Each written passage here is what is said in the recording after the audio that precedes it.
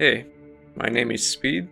I am an expert racing ship pilot and a member of the Extreme G racing community. Today I want to talk a bit about master modes.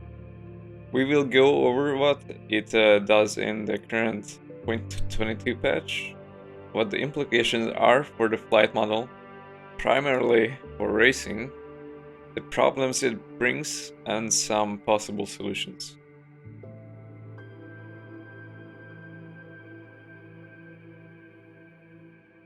The current patch brought a new racetrack at the Pyro Jump Point station, so it's a good time to chime in now. Let's go over the basics of how it functions this patch. If you are already aware of all this, you can skip to the next chapter. You should be familiar with the two modes by now. In SCM or Standard Control Mode, you have a hard speed cap right now at around just above 200 meters per second. You can temporarily exceed this speed by boosting. Your weapons and shields are only available in this mode. Nav mode, on the other hand, unlocks your top speeds to where they are sitting now on the live build. In this mode, your capacitors collapse, meaning your boost bar will refill incredibly slowly, and your weapons and shields are unavailable. As for flight model mechanics, cording benefits have been entirely removed. If you don't know what cording is, it's the combination of multiple axes of thrust to add together the power of all of your used thrusters. In short, you accelerate faster. Usually you will hear this referred to as tricording, meaning a combo of 3 axes, or bicording, which stands for 2 axes. In master modes, cording will be limited to the maximum power output of your strongest thruster being used, which means if your main engines produce 10 Gs of thrust, tricording will also only net you 10 Gs. The way boosting works have been slightly changed as well. The model went from a low pool, high regen rate to a high pool, low regen type setup. You will see rather slow regen rates, especially on boost in SCM mode, and even slower in nav mode. The upside is that now you can start boosting from only 10% of your boost bar minimum, versus how it is in live where you have to have at least 25%. It was said recently on Spectrum that this will see some readjustments there, as it's a bit too harsh right now. There have been changes to the limiters as well compared to the initial release of master modes. When cording, you will get the maximum available thrust until you hit your side limits, unlike in earlier iterations where you had to be pushing mostly forward, or else your accelerations got restricted. The other limiter works based on top speeds, be that the SCM, boost speed limit, or your afterburner speed limit in nav mode. The closer you get to your top speed, the more your accelerations will get cut down. This seems to be only active mostly right at your top speed though. That's roughly it for the current version. I also want to note that currently decoupled does not produce the same behavior as coupled does. This is confirmed not to be an intended feature and will be fixed in a later patch. The most noticeable issue of this behavior is the vector locking you experience when you are slowing down after boosting in SCM mode. This is actually nothing new. Using the speed limiter on the live build does the same thing, but master modes brought this more to light.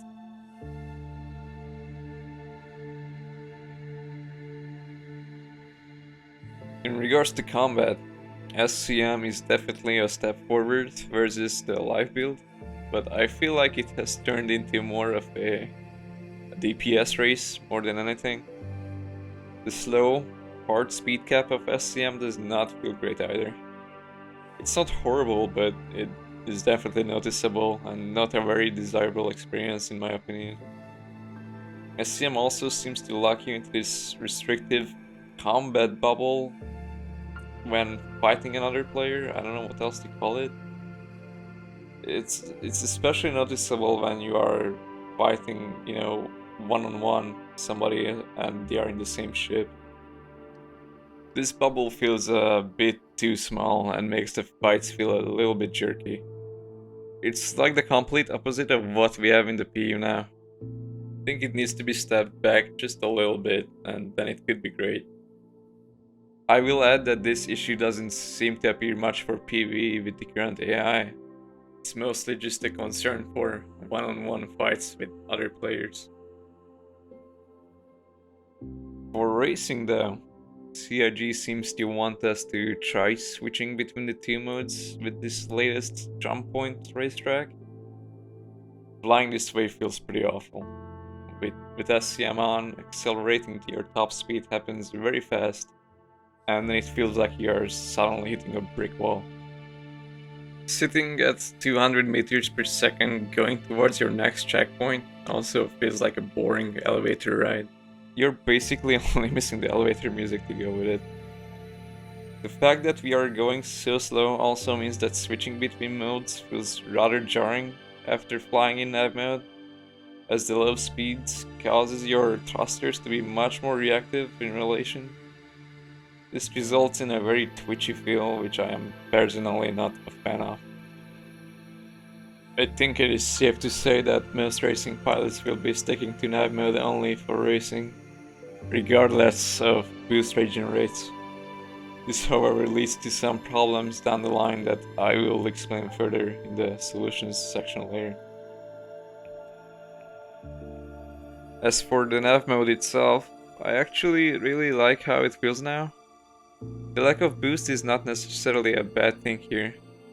Most often boosts have been used as a crutch by pilots.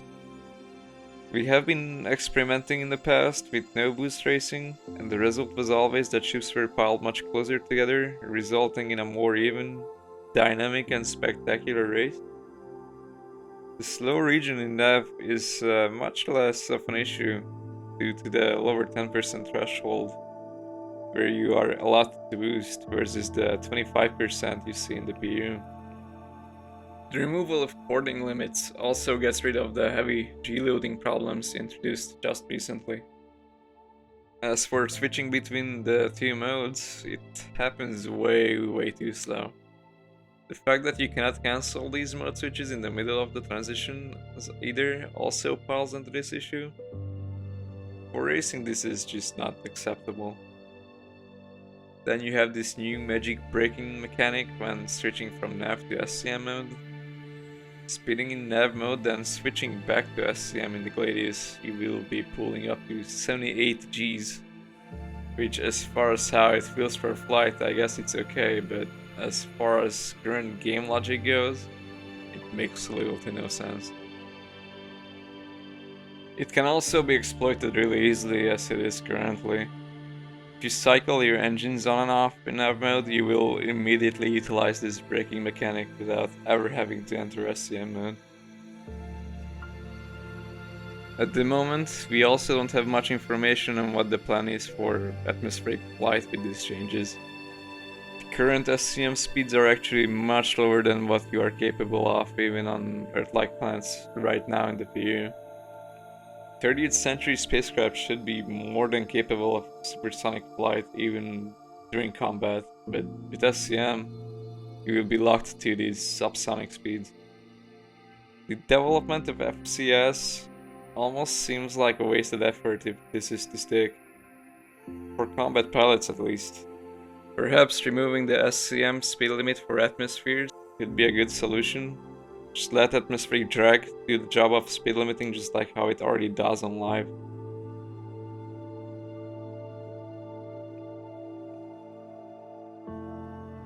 Like I mentioned, SCM mode doesn't feel great, and a large part of that is hitting that hard speed cap. I propose turning it into a soft speed cap instead, with a ramp down curve once hitting it. Let me demonstrate what I mean. Right now you have your ship and you have a brick wall. Once you reach it, you just stop immediately. I don't have to explain again why this is bad. Now instead, imagine you have your ship inside a rubber ball. Once you hit the walls, you will experience heavy resistance, but you are still able to push further out. You would slowly gain some extra speed above your SCM speed limit, say maybe like 10%, but you would lose it when changing vectors. Boost would remain as it is. I believe this wouldn't step over the current gameplay balance too much at all, and could be a decent solution in theory at least. I feel that small ships and fighters' top SCM speeds should be raised to be around 300-315 meters per second as well, as this feels much more dynamic to maneuver it around structures. I imagine this would make for some more dynamic fights as well.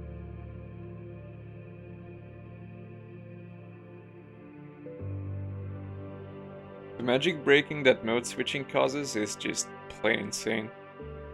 Pulling nearly 80 Gs of force on a regular basis would tear both pilot and ship to pieces. The fact that you can just power down your engines to have the same effect feels very gimmicky and broken as well, regardless of how you try to explain it through the lore. Devs have mentioned the possibility of adding punishment for unsafe decelerations, which would make the most sense. Pilots should slow down manually before switching mode, otherwise both the ship should suffer structural damage from the stress, as well as the thrusters.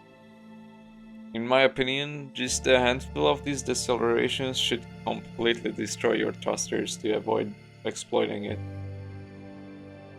Alternatively, disable the mode switch ability until the pilot slows down below safe speeds, or make this a toggle option in the new MFPs.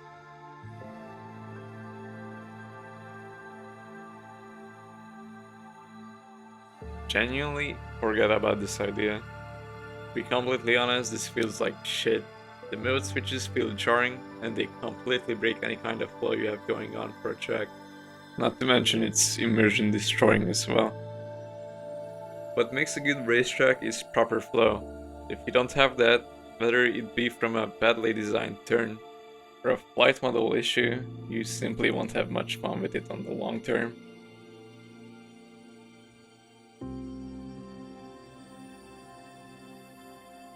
It feels a lot like CIG's view on these changes are a bit narrow in regards to the future. Important core gameplay elements are still missing from the game, and you have to plan accordingly for that when making drastic changes to the flight model like this. Or else you will end up with a situation where you have to overhaul major gameplay elements later on again, and it just becomes a never-ending cycle. To get to the point, we could just stay in nav mode and race that way. Myself and most other racers are not against this idea. However, this poses some noteworthy issues. Live weapons races are a thing for one. This is also supported by the Murray Cup lore as well, where it is referred to as police racing with limited weaponry. Actually, in the PU, Scarlet Apex is an example of this kind of racing. Another thing is that it means no shields, which is a problem if CRG ever wants to implement repulsion shields, like shown in the M50 Galactic Gear review video, which they absolutely should do if they want racing to be a thing in the PU long term. It is a highly dangerous sport where your ship and your life is constantly on the line. Right now racing ships are incredibly fragile, and the smallest mistake means instant death in a fiery explosion. This will never work with game mechanics like Death of a Spaceman.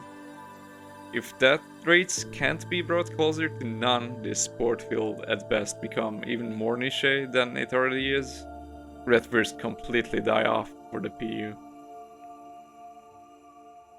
One way to deal with this, which could be applied to every ship, is to make it so collision damage has no way of exploding a ship.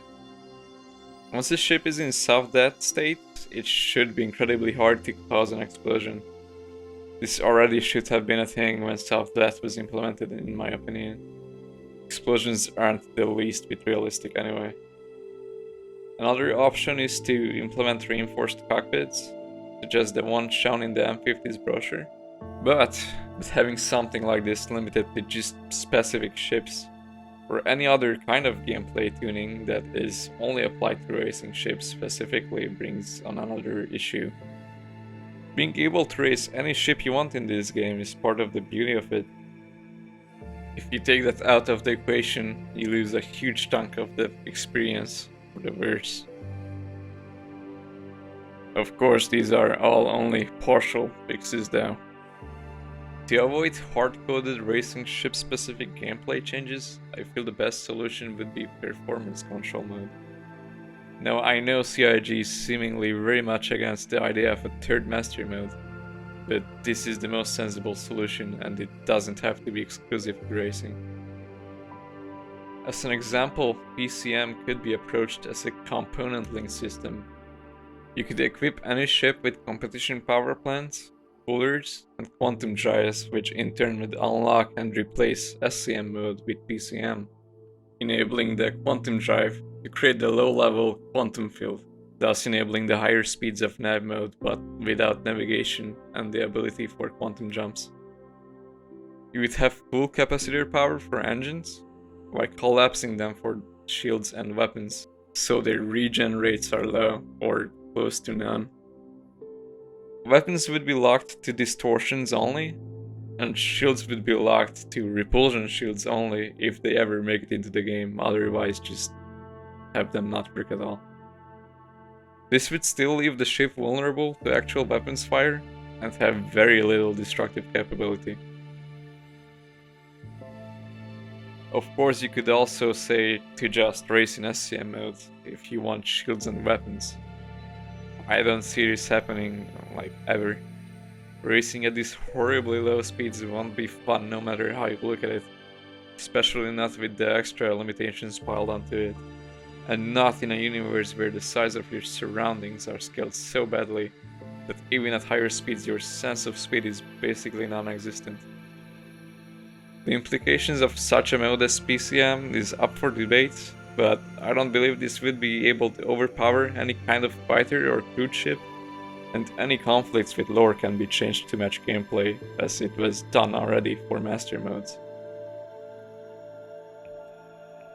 And that is it for this video. Thank you for listening, and if you haven't tested master modes yet, I highly encourage you to please go and hop into Arena Commander and try them out. Your feedback is invaluable in the process of making these features better for all of us. Alright, bye now.